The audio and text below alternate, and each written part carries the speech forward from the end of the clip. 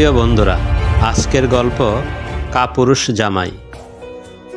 বিয়ের 1 মাসের মাথায় আমি অর্ধপাগল হয়ে আমার বাবার হাত ধরে শ্বশুরবাড়ি থেকে বেরিয়ে এসেছি। হয়তো আর কিছুদিন থাকলেই আমি পুরোপুরি পাগল হয়ে যেতাম, কিংবা আমার সাথে খুব বাজে কিছু ঘটত। কি খুব অবাক হচ্ছেন? শুনুন তাহলে। আমি নবনীতা, আমরা 5 ভাই বোন। আমি মা বাবার মেজো মেয়ে। বড় আপার বিয়ে হয়ে গেছে। মা ছোট বোনকে জন্ম দিতে গিয়ে মারা গেছে। সেই থেকে পিচ্ছিটাকে কুলে পিঠে করে গরুর দুধ সুজি খাইয়ে একটু একটু করে পেলে পুষে বড় করেছি। আমিও যে তখন খুব বেশি বড় ছিলাম তা নয়। বয়স আর কত হবে, 16-17। পরের কথায় প্রভাবিত হয়ে আমার সহজ সরল বাবার মাথায় ভূত চাপল, আমার বিয়ে দেবে। এদিকে আমি চলে গেলে ছোটটাকে দেখবে কে, সবাইকে রেঁধে বেড়ে খাওয়াবে কে, সেই চিন্তা আমার বাবার মাথায় নেই। যদি বলি অবনী আরেকটু বড় হোক, তারপর আমার বিয়ের কথা ভেব। বাবা চিন্তিত ভঙ্গিতে বলে, মারে, মেয়েরা কুড়িতেই বুড়ি, বেশি বয়স হলে ভালো ঘর থেকে বিয়ের সম্বন্ধ আসবে না। অবনীকে নিয়ে একদম চিন্তা করবি না, বেশি জ্বালালে ওকে বড় ঘর দেখে দত্তক দিয়ে দেব। এখনকার মতো জ্ঞান বুদ্ধি থাকলে তখন জীবনেও বিয়ে করতাম না। বাবা আমার কথা শুনল না। যেহেতু আমার মামা আর তার ছেলেরা বিয়ের সম্বন্ধ এনেছিল, তাই বাবা আর নতুন করে ছেলে দেখতে গেল না। সে আমলে বড়ি 3 স্বর্ণ আর নগদ 30,000 টাকা যৌতুক দিয়ে আমার বিয়ে দিয়েছিল আমার বাবা। বিয়ের রাতে আমার শাশুড়ি মা আমাকে বধূবরণ করতে এলো না। ভেবেছিলাম আমাকে দেখে তার পছন্দ হয়নি। পরে জেনেছি এর পেছনে অন্য কারণ ছিল। বৌভাতের রাতে আমার বড় যা আমাকে দুধের সাথে কি মিশিয়ে খাইয়েছিল ঠিক জানি না, তবে আমি নেশাখোরদের মতো পড়ে পড়ে সারা রাত ঘুমিয়েছি। সকালে ঘুম ভেঙে দেখি আমি এলোমেলো হয়ে ফ্লোরে শুয়ে আছি। বিছানা পরিপাটি করে গোছানো, সেখানে কেউ নেই। আমার বর আমার সাথে দরকার ছাড়া খুব বেশি কথা বলতো না। আসলে তাকে কথা বলতে দেওয়া হতো না।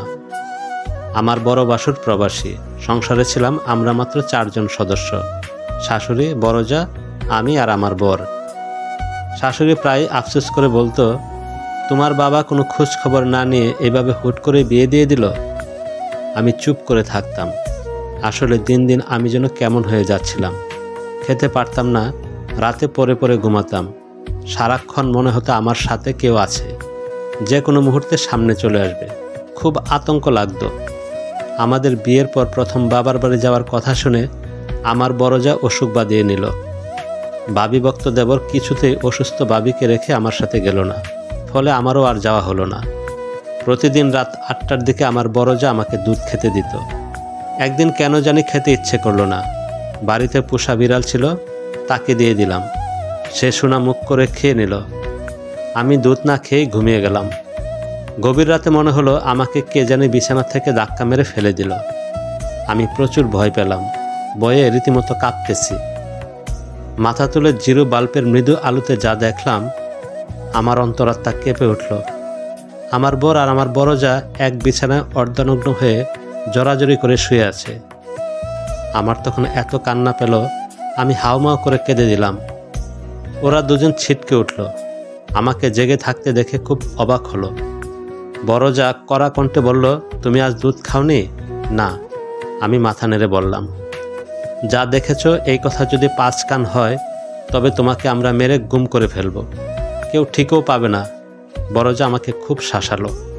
আমি কেঁদে কেঁদে বললাম, এসবই যদি করে বেড়ান তবে শুধু শুধু আমার জীবনটা নষ্ট করলেন কেন? আমার বড় যা দায়সারাভাবে বলল, লোক দেখাতে। সবাই বলে দেবরের এত বয়স হলো, এখনো বিয়ে দাও না কেন? তোমাদের মাঝে কিছু আছে, সত্যি করে বলো তো। আমার স্বামীও দিন দিন আমাকে অবিশ্বাস করতে লাগলো। বিদেশ থেকে একেবারে চলে আসতে চাইতো। তাই বুদ্ধি করে গরিব ঘরের মেয়ে দেখে বিয়েটা দিয়ে দিলাম। তুমি বেশি বাড়াবাড়ি করলে তোমাকে মিথ্যে অপবাদ দিয়ে বাড়ি থেকে বের করতে আমার জাস্ট 2 মিনিটও লাগবে না।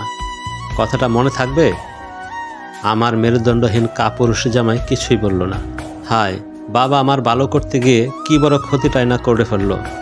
এত বড় ক্ষতির দাম কি দিয়ে দেব আমি? দিন দিন তাদের দেবর বাবির রঙ্গলীলা বেড়েই চলল। আমার সামনে আর রাগ ডাক করে চলতো না, ওপেন সিক্রেট হয়ে গেল। অন্যদিকে আমি একদম পরাধীন জীবনযাপন করছিলাম। আমি নিজে থেকে কাউকে ফোন করতে পারতাম না।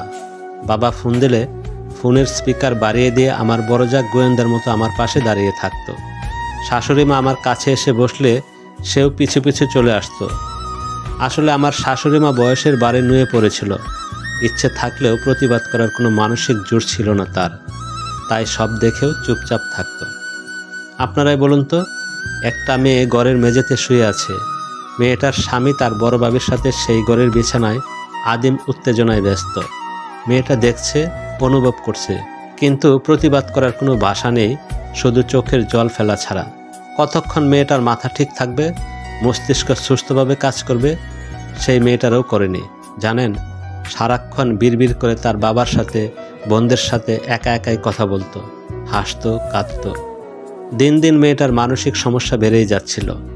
অতিরিক্ত চিন্তায় না খেতে খেতে দুর্বল হয়ে পড়ছিল। মেয়েটার বাবা একদিন কাউকে না জানিয়ে দেখতে আসলো। তার হাসি খুশি প্রাণবন্ত মেয়েটার এই রূপ দেখে কেঁদে দিল। মাথায় হাত বুলিয়ে বলল, মারে, তোর এই অবস্থা কেন? বড়জা গলাবাজি করে মেয়েটার বাবাকে এক গাদা তিক্ত কথা শুনিয়ে দিল। একটা পাগল ছাগলকে আমার দেবরের গলায় ঝুলিয়ে দিয়েছেন, আপনাদের সবার নামে কেস করে দেব আমরা। হয় মেয়েকে লোক জানাজানি হওয়ার আগে এক কাপড়ে নিয়ে যাবেন, আর না হয় বাকি কথা থানায় গিয়ে হবে। আমার অশিক্ষিত সহজ সরল বাবা কোনো জোট ঝামেলায় না গিয়ে নীরবে তাদের কথা মেনে নিল।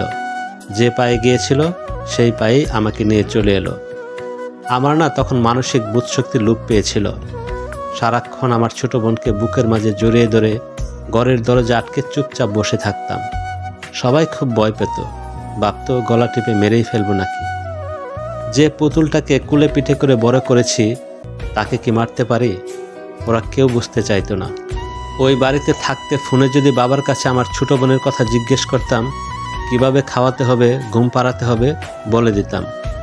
ফোন রাখার পর আমার যা চিবিয়ে চিবিয়ে বলতো, মনে হয় ওর নিজের পেটের মেয়ে, ডং দেখে বাঁচি না। সত্যি করে বলতো, এটা কি তোর ছোট বোন নাকি নাং ধরে জন্ম দেওয়া তোর নিজের পেটের মেয়ে?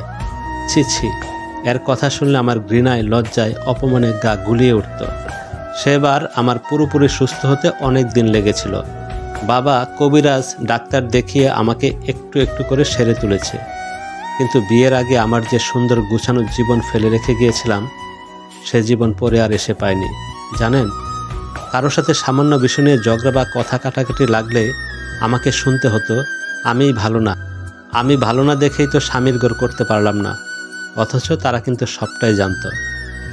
আমার আপনজনেরা আমাকে দাঁড়ালো কথা দ্বারাই বেশি আঘাত করত, আক্রমণ করত, দুর্বল জায়গায় খুঁচিয়ে খুঁচিয়ে আরও বেশি রক্তাক্ত করত। বাবা বয়সের তুলনায় আমার চিন্তায় একটু বেশিই বুড়িয়ে গিয়েছিল। আমি আমার এক কাজিনের হেল্প নিয়ে গাজীপুর চলে এসেছি আজ থেকে 18 বছর আগে। একটা ফ্যাক্টরিতে প্রথমে 700 টাকা বেতনের চাকরি নিয়েছি। দিন গেছে, সব কিছুর দাম বেড়েছে, সাথে বেতনও হু হু করে বেড়েছে। জুনিয়র থেকে সিনিয়র পদে প্রমোশন হয়েছে। নিজের টাকায় বাড়িতে ঘর তুলেছি। বাবাকে শেষ সময় চিকিৎসা করিয়েছি। ছোট বোনদের মানুষ করেছি। পোশাক আশাক থেকে শুরু করে সব কিছু আমি বহন করেছি। পড়াশোনা শিখিয়েছি, ভালো ঘরে বিয়ে দিয়েছি। এক সময় যারা আমাকে দেখে নাক ছিটকাতো, আজ তারাই গর্ব করে বলে, আমার 10টা 5টা মেয়ের দরকার নেই, নবনীর মতো একটা আদর্শ মেয়ে হলেই চলবে। আমার কাজের জায়গায় সবাই আমাকে খুব সম্মান দিয়ে বড় আপু ডেকে কথা বলে। এত সম্মান, এত প্রশংসা, এত সাফল্য, এগুলো নিজে হেঁটে আসেনি। বিশ্বাস করুন, আমার 18 বছরের ধৈর্যের ফল, সততার আভাস, কঠোর পরিশ্রম, সব কিছু মিলিয়ে আজ আমি এক অনন্য নবনীতা হয়ে উঠেছি। ইদানিং কাঁচা 2-1টা চুলে পাক ধরেছে। একটানা এত বছর দীর্ঘ সময় বসে কাজ করতে করতে কোমরের হাড় ক্ষয় হয়ে গেছে। চোখেও আজকাল একটু কম দেখি, হাতে বশ পাই না। তবু সব মিলিয়ে খুব ভালো আছি, সুস্থ আছি। এভাবে সম্মানের সাথে যেন বাকি জীবনটা পার করতে পারি। ধন্যবাদ সবাইকে।